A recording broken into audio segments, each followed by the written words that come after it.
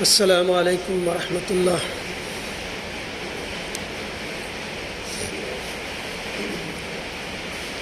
حاضرین جمعہ، پچھلے خطبہ میں نے اسلامی ہجری کیلنڈر کے موضوع پر آپ سے مخاطب ہوا تھا،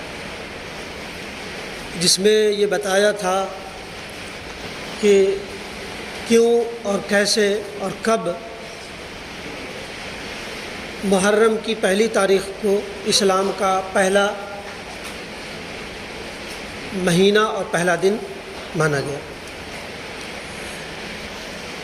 ایک لمبی گفتگو تھی۔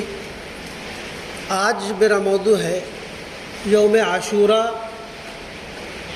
اور محرم۔ حاضرین، بلا شبہ رب ذوالجلال نے چند مہینوں کو بے شمار خصوصیات سے نوازا ہے۔ انہی امتیازی مہینوں میں محرم الحرام بھی ہے۔ محرم الحرام اسلامی سال کا پہلا مہینہ ہے، اور یہ مہینہ حرام مہینوں میں حرم یعنی ممنوع، جیسے ذی الحجہ، محرم، ذی القعدہ، ذی الحجہ، محرم اور رجب، یہ 4 مہینے حرمات کے مہینے ہیں، جس میں جنگ و جدال نہیں کی جاتی تھی۔ دور جاہلیت میں بھی لوگ اس مہینے کا احترام کرتے تھے۔ تو انہی حرام مہینوں میں محرم الحرام ہے، اور یہ مہینہ اپنے دامن میں ڈھیر ساری رحمتیں اور برکتیں سمیٹے ہوا ہے۔ اسلام کے آنے سے پہلے بھی اس مہینے کو قابل احترام سمجھا جاتا تھا، لہذا اسلام نے بھی اس کے مقصد جو ہے، اس کی مبارک اور جو اس کی حرمت اور تقدس ہے، اس کو بحال رکھا۔ قرآن مجید سورہ توبہ آیت نمبر 36 میں اللہ تبارک و تعالیٰ فرما رہا ہے: ان عدۃ الشہور عند اللہ 12 شہرا فی کتاب اللہ یوم خلق السماوات والارض منها 4 حرم ذلک الدین القیم فلا تظلموا فیہن انفسکم وقاتلوا المشرکین کافۃ کما یقاتلونکم کافۃ وَاعْلَمُوا أَنَّ اللَّهَ مَعَ الْمُتَّقِينَ، کہ مہینوں کی گنتی اللہ کے نزدیک کتاب اللہ میں 12 کی ہے، اسی دن سے جب سے آسمان و زمین کو اس نے پیدا کیا، ان میں 4 حرمت و ادب کے مہینے ہیں۔ یہی درست دین ہے، تم ان مہینوں میں اپنی جانوں پر ظلم نہ کرو، اور تم ان تمام مشرکوں سے قتال کرو جب تک کہ وہ تم سے لڑتے ہیں، اور یہ جان رکھو کہ اللہ تعالیٰ متقیوں کے ساتھ ہے۔ مائی عائشہ صدیقہ رضی اللہ عنہ سے روایت ہے کہ نبی اکرم صلی اللہ علیہ وسلم نے فرمایا کہ زمانے جاہلیت کے قریش بھی عاشوراء کا روزہ رکھتے تھے، لہذا نبی اکرم صلی اللہ علیہ وسلم بھی اس مہینے کا کہ عاشوراء کا روزہ رکھتے تھے۔ ہجرت کر کے مدینہ گئے، تب بھی عاشوراء کا روزہ رکھا، اور صحابہ کرام سے فرمایا اور حکم دیا کہ روزہ رکھا کرو، لیکن جب رمضان کا روزہ فرض ہو گیا تو آپ نے فرمایا کہ جو چاہے عاشوراء کا روزہ رکھے اور جو چاہے چھوڑ دے، لیکن اس کی افضلیت یہ بتائی کہ جو شخص، اور یہ بھی بتایا کہ نبی اکرم صلی اللہ علیہ وسلم کو رمضان کے بعد جو روزہ سب سے زیادہ احترام کے ساتھ رکھتے تھے وہ تھا عاشوراء کا روزہ۔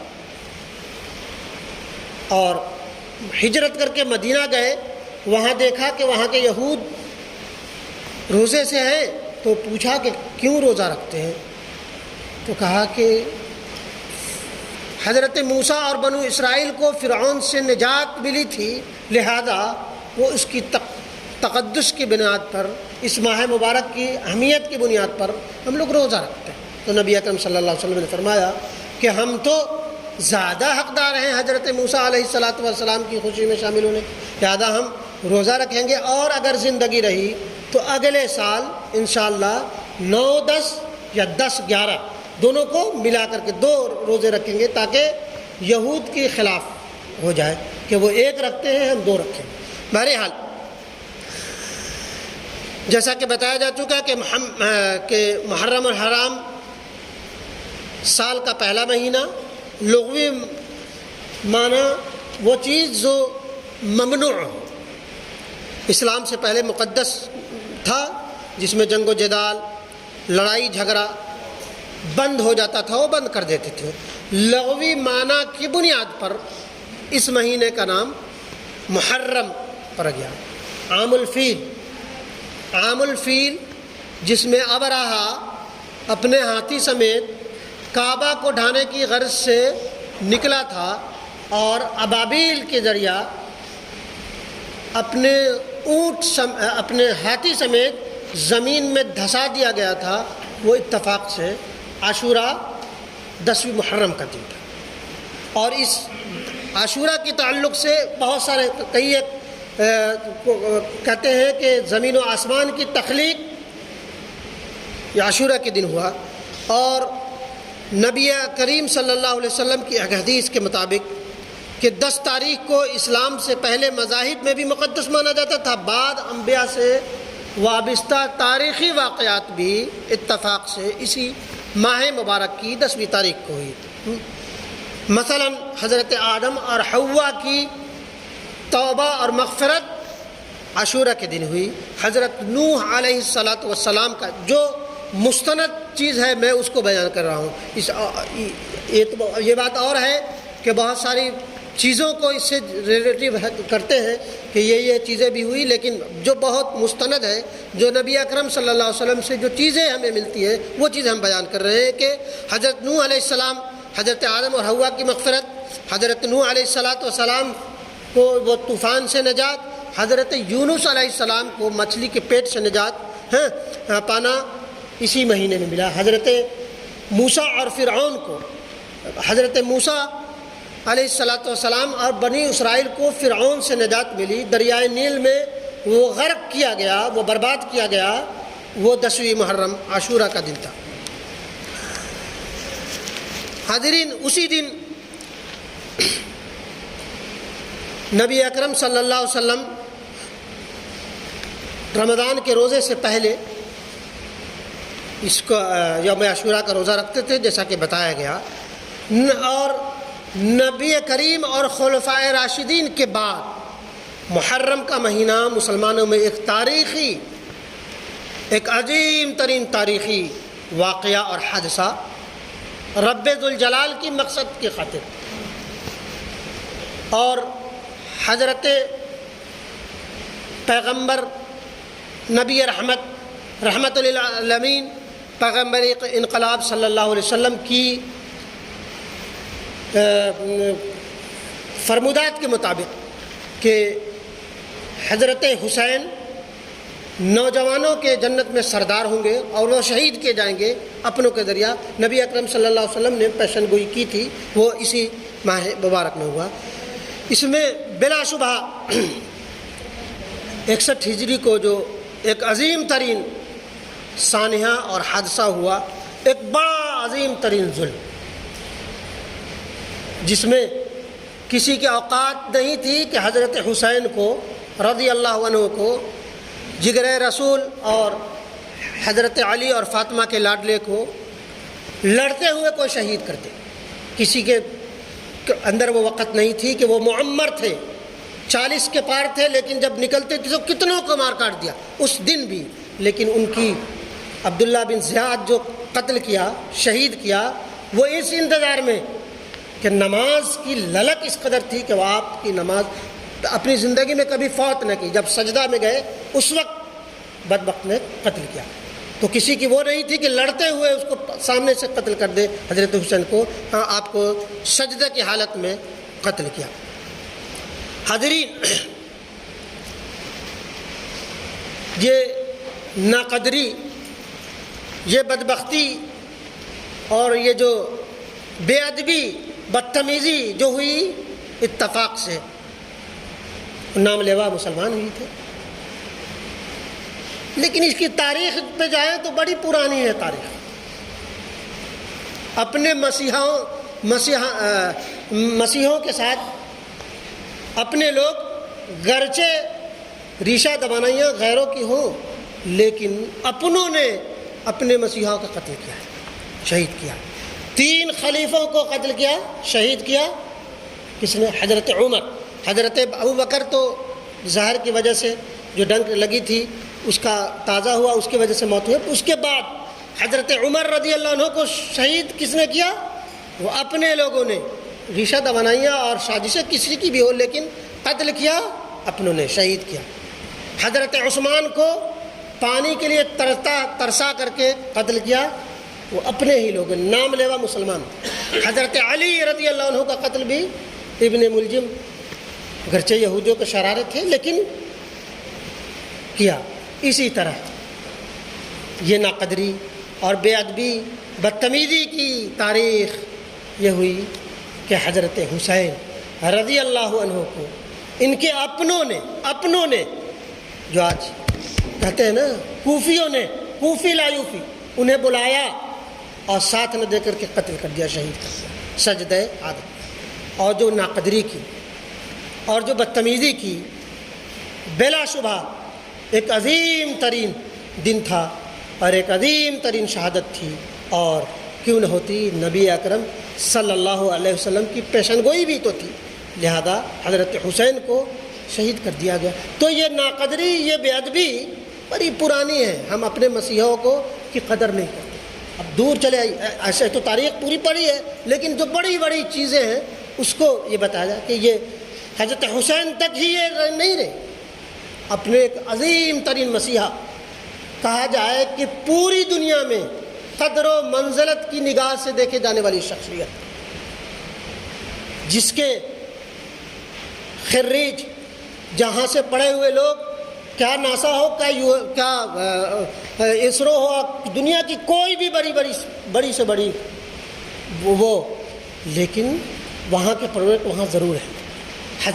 حضرت سر سید احمد صاحب، ان کی بھی ناقدری بڑی عجیب ترین ہے. آپ لوگ بہت سارے علیگ ہوں گے، شاید یہ بات آپ کی نظر سے گزری ہو. جب وہ اپنے بڑھاپے کو پہنچ چکے، ایک انقلاب برپا کر دیا. اس وقت بھی مدرسۃ العلوم ایک عظیم ترین دینی درسگاہ تھی، جس میں انہوں نے تمام مدارس سے سیکھتے ہوئے ایک عجیب ترین سلیبس تیار کیا تھا.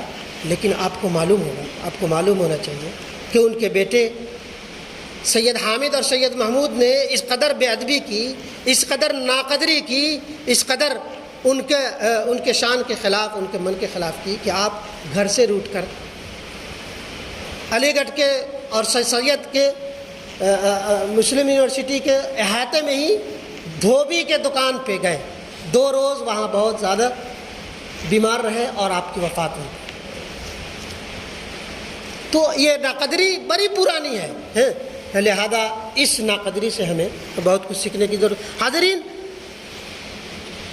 شہادت حسین اور مقصد حسین کیا ہے، اس پہ ذرا یہ ہو کہ یہ تو بات اور ہے کہ نبی اکرم صلی اللہ علیہ وسلم نے نوجوانوں کے سردار حضرت حسین کو فرمایا، اور انہی کے نانا حضرت حسین کے نانا بھی یہ حدیث بیان فرما چکے ہیں، لیس منا من ضرب الخدود وشق الجیوب ودعا بدعوى الجاہلیہ، متفق علیہ. کہ عبداللہ ابن مسعود سے روایت ہے، متفق علیہ حدیث ہے کہ رسول صلی اللہ علیہ وسلم نے فرمایا، وہ شخص ہم میں سے نہیں جو رخسار پیٹے، گریبان چاک کرے اور دورہ جاہلیت کی طرح باتیں کرے، وہ ہم میں سے نہیں. اور حضرت علامہ اقبال کی زبانی کہ شہادت ہے مطلوب و مقصود مومن، نہ مال غنیمت نہ کش پر کشائی. شہادت تو کہتے متمنی بڑے کبار صحابہ شہادت کی موت کو چاہتے تھے کہ میری موت شہادت کی موت ہو، لہذا نبی کی پیشن گوئی حضرت حسین جیسا جاباز ایک تاریخ یہ کہا جائے کہ بہت ساری چیزوں میں اسلام کی تجدید کرنے والے، اسلام میں بہت ساری چیزیں درج آئی تھی، تجدید کرنے والی کی شہادت اسی دن ہوئی۔ لہذا یہ بات یاد رہے کہ آج کے لوگ، آج کا باطل طاقت، آج کے ہلر باز اور ماتم سے اور سینے پھوٹنے سے ڈر ان کو نہیں ہے۔ مقصد شہادت جو مقصد حسین تھا اس سے آج بھی لرزہ طاری ہے کہ حضرت حسین نے کیوں اور کب اور کیسے شہادت کی۔ حضرت حسین نے انصاف کی خاطر، دین کی خاطر، سچائی کی خاطر، عظمت اور رواداری کی خاطر، مساوات کی خاطر جان آفری کی وہ کی، اور یہ بتا دیا کہ ظالم کا کتنا بھی طاقتور ہو وہاں پر آپ کو زیر نہیں ہونا، آپ کو وہاں پر انصاف کی بات کرنی ہے، خواہ آپ کو زخم ہی کیوں نہ اٹھانی پڑے، جان آفری کے حوالے کیوں نہ کرنی پڑے، لیکن انصاف کی خاطر جان بھی لٹائی جا سکتی ہے۔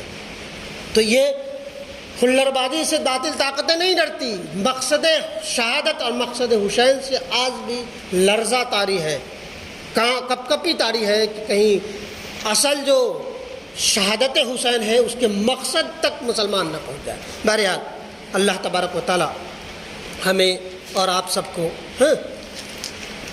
مقصد حسین اور حسینی مزاج، حسینی وہ ہے جس کی نمازیں کبھی قضا نہ ہو، حسینی وہ ہے جس کی آنکھ کبھی بری طاقتوں کی طرف، بری چیزوں کی طرف نہ اٹھے، حسینی وہ ہے جو عدل کی بات کرے، حسینی وہ ہے جو اعتدال کی بات کرے، مساوات کی بات کرے، اور اس طرح کی اور بھی بہت ساری چیزیں ہیں۔